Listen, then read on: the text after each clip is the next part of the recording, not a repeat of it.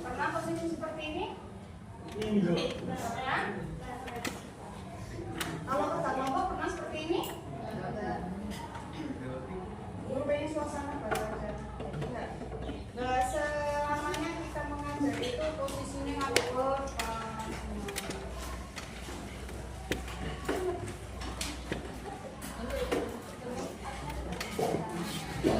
Kalian bisa saling lihat teman kalian, tapi jangan curi-curi pandang ya.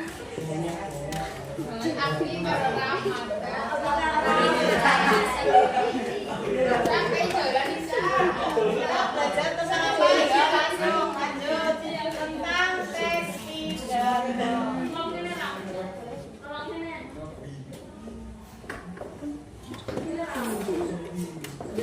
Apa sih artinya pidato?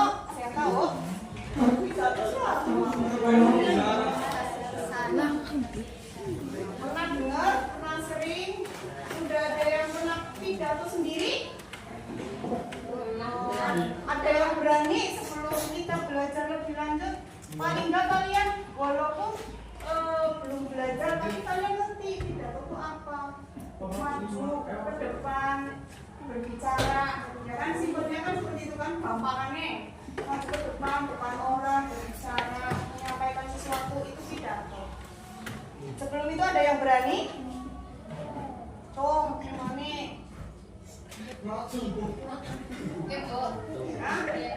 Singkat tidak apa-apa. Mau tak laporkan ke Bu aja. Bu, atas nama siswa ini hebat, sudah berani maju pidato. Nilainya ditambahin. Bisa saya melaporkan seperti ini? Ada yang berani? Pidato apa aja? Apa pidato kamu bercerita apa? Oh kemarin upacara dari apa ya? Dari apa? Saya pendidikan nasional. Barangkali bisa menjelaskan dari pendidikan nasional itu apa sih? Atau apa?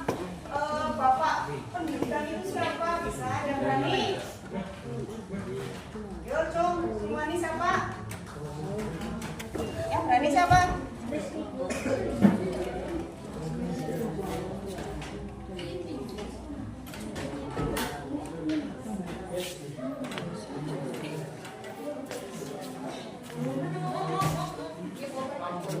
Siapa yang berani ya?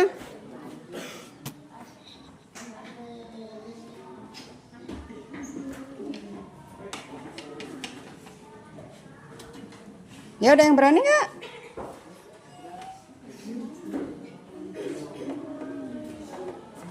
Siapa?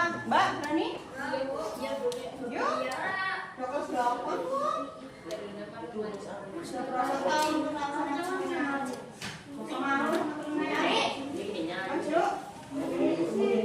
Ya, maju siapa?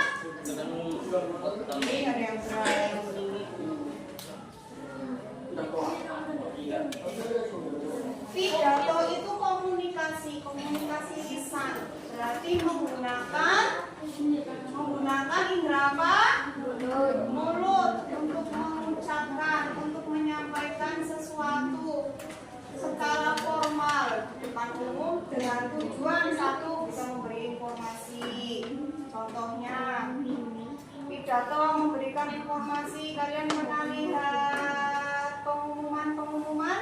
Pernah lihat? Sing gampang. Waktu kalian mau bulan puasa atau lebaran, itu Menteri Agama mengasih pengumuman informasi pidato.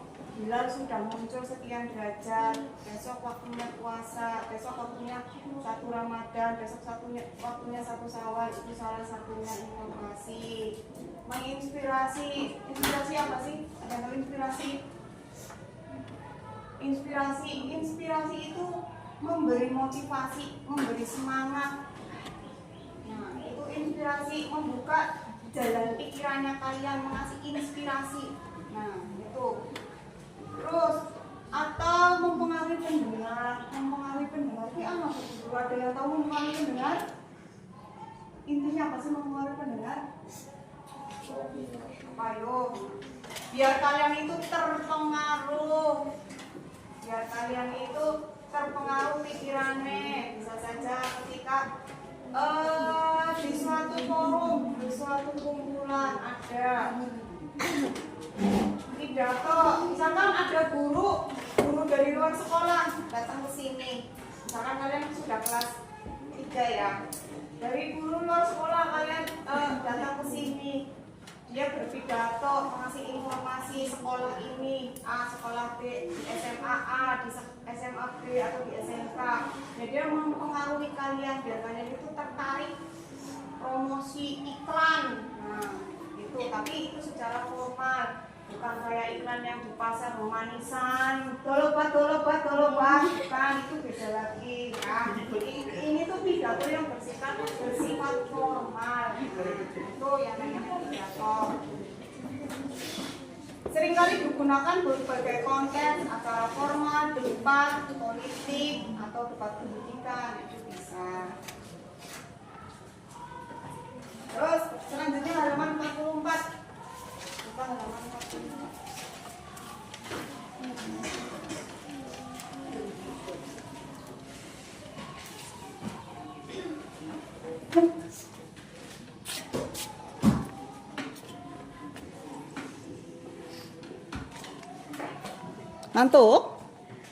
Ngantuk apa enggak? Bisa olahraga apa enggak kalian? Ini ada yang pakai olahraga, ada yang enggak. Yang olahraga cuma perempuan. Apa-apa? Senam. Acara apa senam? Senam bersama. Kok cuma perempuan? Memang perempuan tok? Yang laki-laki males? Hah? Apa nggak bisa? Yang laki-laki olahraga harusnya? Apa malas? Apa nggak bisa? Bisa senam, misalnya bal-balan tok. Ini calon makan adalah bal-balan. Lanjut, halaman 44. Ciri-ciri teks pidato. Yang pertama memiliki tujuan. Tujuannya jelas. Jadi ketika ada orang berpidato di depan publik itu tujuannya jelas. Dia mau ngapain? Tujuannya apakah memberi informasi atau akan memotivasi, menginspirasi, atau dia hanya memberi ucapan selamat juga bisa. Jadi tujuannya jelas. Terus selanjutnya isinya mengandung kebenaran. Isinya itu benar, bukan sesuatu yang bohong, bukan sesuatu yang hoax. Ngerti ya? Anak zaman sekarang kan ngerti berita hoax kok ya? Ngerti enggak? Nah, jadi ketika berpidato itu isinya benar, bukan fitnah. Jadi sesuatu hal yang masih belum pasti itu tidak bisa dikatakan sebuah pidato karena itu bisa mempengaruhi orang lain negatif. Misalkan sebuah informasi yang belum benar, misalkan tentang kematian seseorang yang belum jelas itu sudah meninggal atau belum, tapi sudah disiarkan atau diumumkan secara resmi, misalkan itu di orang-orang yang penting, bisa saja. Bersifat efektif itu berarti isinya itu bersifat efektif, gampang dicerna orang lain. Efektif, misalkan pidato di depannya orang Indonesia tapi memakainya bahasanya full Inggris, sedangkan orang yang mendengarkan tidak bisa berbahasa Inggris. Kira-kira nyambung apa enggak? Nyambung. Bahkan yang mendengarkan cuma pelongo-pelongo mendengar, nggak ngerti itu isinya apa. Itu efektif, berarti antara yang mendengarkan dan antara yang memberi info, yang mengucapkan itu saling nyambung, tidak sebelah. Nah, itu yang namanya efektif, itu paling gampang. Contohnya ketika memakai bahasa asing, di sini lancar banget bahasa Inggrisnya, ternyata yang mendengarkan tidak tahu apa-apa, percuma buang-buang waktu.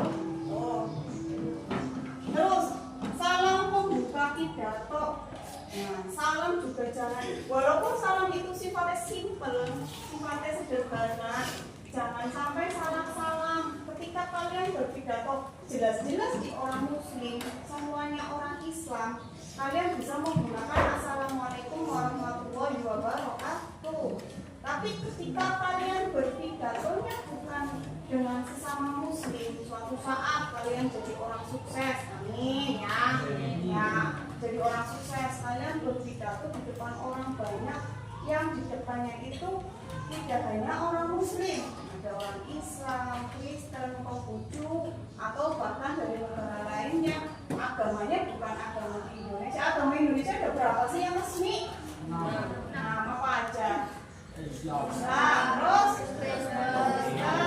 Katolik, iya. Nah, bisa saja ketika kalian suatu saat ketika kalian dewasa berpidato di depan orang banyak yang heterogen, banyak agama, jangan cuma memakai salam walaupun identitas kalian itu Islam, tetap dibawa Islamnya, tapi dikasih salam-salam agama lain, contohnya salam sejahtera bisa, atau salam-salam agama lain. Jadi tidak hanya dengan agama kalian sendiri, itu simple, tetapi itu sangat penting dan sangat berpengaruh ketika kalian berpidato.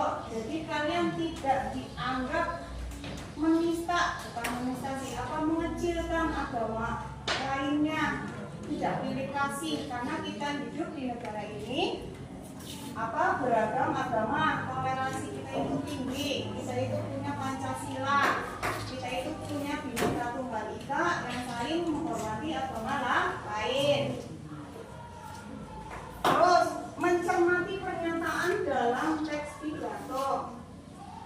Nah, pidato, ketika orang yang berpidato pasti akan mempersiapkan isinya itu apa sih yang akan disampaikan, apa, dicermati ngerti ya, dicermati itu diteliti, dipelajari isinya apa, tentang apa. Jangan sampai ketika kalian suatu saat lagi di upacara tentang pendidikan nasional, ternyata kalian pidatonya tentang Ibu Sita Kartini, nggak nyambung. Ketika ada salah satu kepala sekolah, misalkan upacaranya di depan umum banyak, nggak cuma satu sekolah, tapi beberapa sekolah, dari kemerdekaan, nanti tentangnya Idul Adha, yang juga. Jadi kita harus mencermati isi pidato, tidak semata berdiri di depan orang untuk berdiri saja, ya. Kalian coba, ada nggak yang berani, siapa yang berani pidato mendadak depan sini tanpa berdiri, tanpa grogi, tanpa terbakar-bakar? Ada? Karena untuk berdiri di depan orang yang tidak biasa muncul di depan orang, berdiri di depan orang pasti akan grogi, walaupun itu teman kalian sendiri, setiap hari ketemu, pelajaran ketemu, istirahat ketemu, kadang malah main bareng. Tapi ketika kalian suruh berdiri seperti ini, tidak semuanya itu berani, tidak semuanya itu punya mental. Sebelum kalian maju, sebelum kalian mempelajari isi teks pidato itu, yang pertama adalah kalian mempersiapkan mentalnya kalian dulu. Berani nggak sih berdiri seperti ini tanpa ngedek, tanpa tangannya? Kadang ada gemeter sih enggak, cuma kadang dia salting mainan ini, tangannya gini, kadang gini, kadang gini. Banyak gerak-gerik yang orang itu grogi itu nggak main megang mic, apalagi nggak megang mic ya, megang mic nanti malah kelihatan kayak gini. Ketika kalian udah dilihat ya, dilihat sama orang kayak gini deh, ngomong seperti itu, mesti kalian blank. Kalian sudah mempersiapkan, sudah rapat. Mas, mau tidur? Sebentar. Ketika kalian sudah hafal teksnya, oke, saya siap, saya mau pidato tentang kebersihan lingkungan.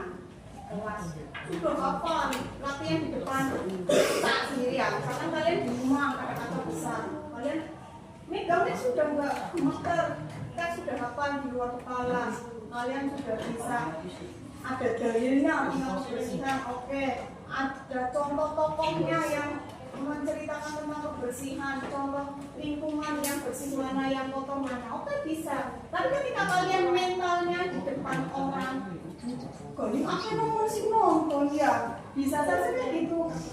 Bagaimana pak guru gue ya? Bagaimana guru gue ya? Budi, nah perasaan takutnya kalian ketika tidak mempersiapkan mental, ketika kalian tidak mempersiapkan mental, pasti akan isinya hilang kabeh. Ada yang pernah mengalami? Ya, tentang apa kalian sudah siap, tapi karena gara-gara grogi, kalian tidak siap. Akhirnya tidak